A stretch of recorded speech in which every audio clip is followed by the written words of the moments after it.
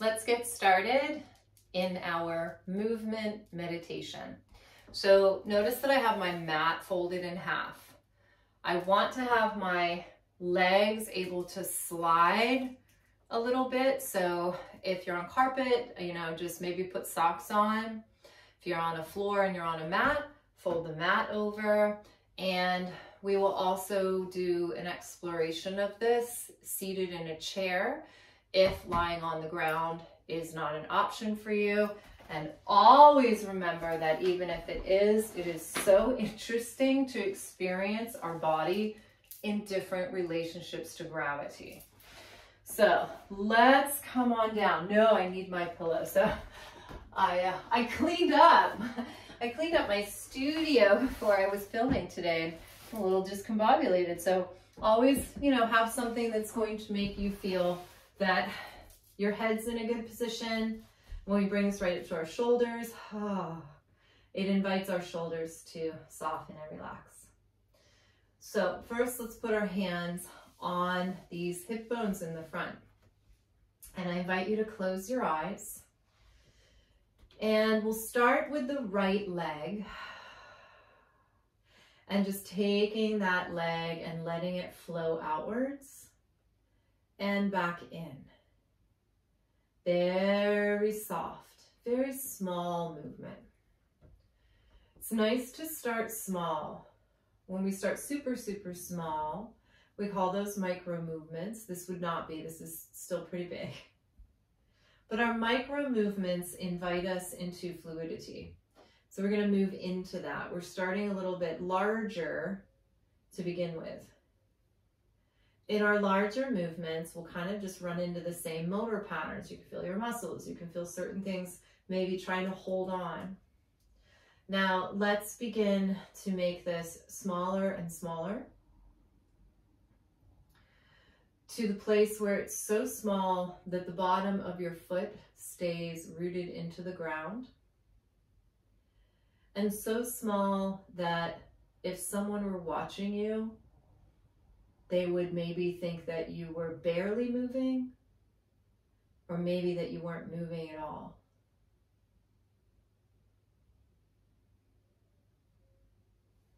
And I invite you to soften your belly. Take your awareness to that right hip.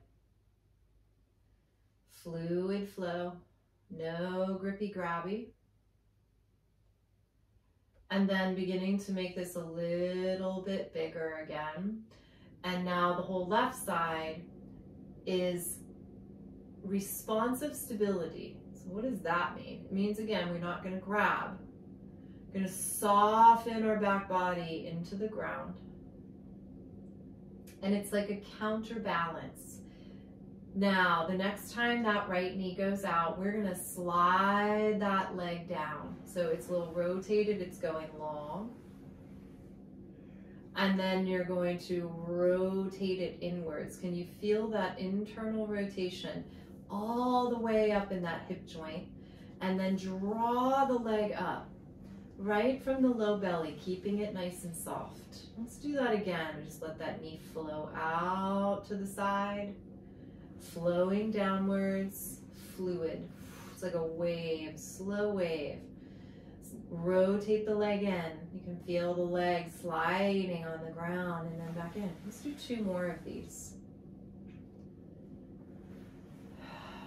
Now, most of us, our legs rotate out a little bit easier than they rotate in. So when you rotate in, if you feel that grabbing, trying to control things, see if you can soften. See if you can find a little bit more internal rotation. Here we go. Soften the belly and drawing up. And we'll try this on the other side. So we can start with the left, and it's a larger movement. You can definitely feel your muscles.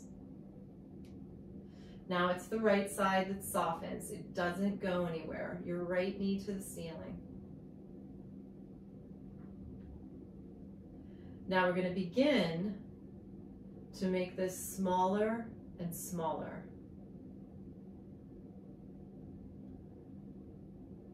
until your foot, bottom of the foot stays on the floor.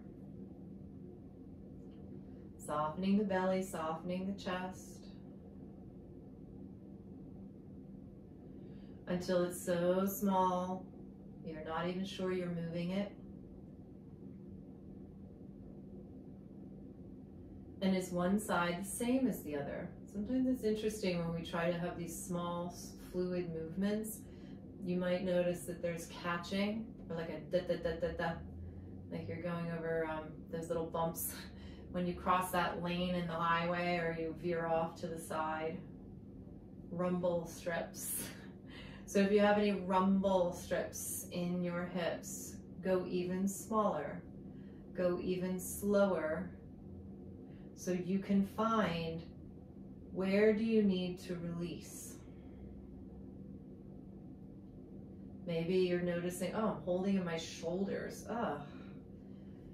Or there goes my stomach again, kind of grabbing. I'm gonna soften that. Now let's take that left leg out again, and then you're gonna slide it down. Rotating in like you didn't have any bones. Draw the leg back up, staying nice and soft in your back. Now let's do this 3 more times. Spiraling in, drawing that leg up. 2 more. Beautiful fluid leg.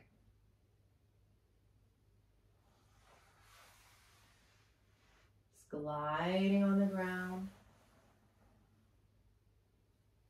And let's return out. Let's take a pause. Now we're going to do both legs. So if both legs feels like it's a bit much for you, you can just go back to 1. Okay? And we're going to take both legs out. They don't need to go super big. You're going to slide them down. Soften the belly, soften the back, spiral inwards from those pelvic halves, and up you go. Now, if you place your hands on those hip bones, can you feel how they rotate out with the legs and how they rotate in? Let's do 2 more. If you feel like you're getting pulled or there's tension or discomfort in your back, go to 1 leg, go back to the knee openers. Let's do 1 more.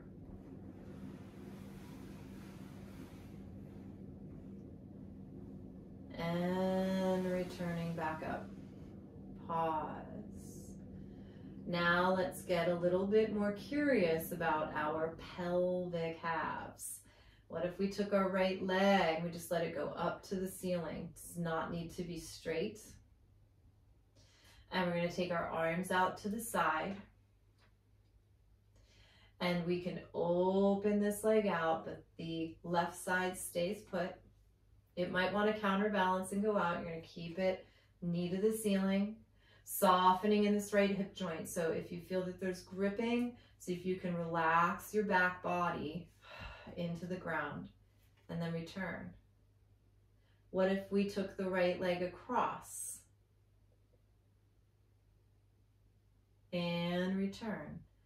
Opening, left leg staying where it is, relaxing and softening so we create more fluidity in that right hip. And what's happening is your body is understanding that it's really supported by the ground. So whatever's out in space is able to expand and become really light.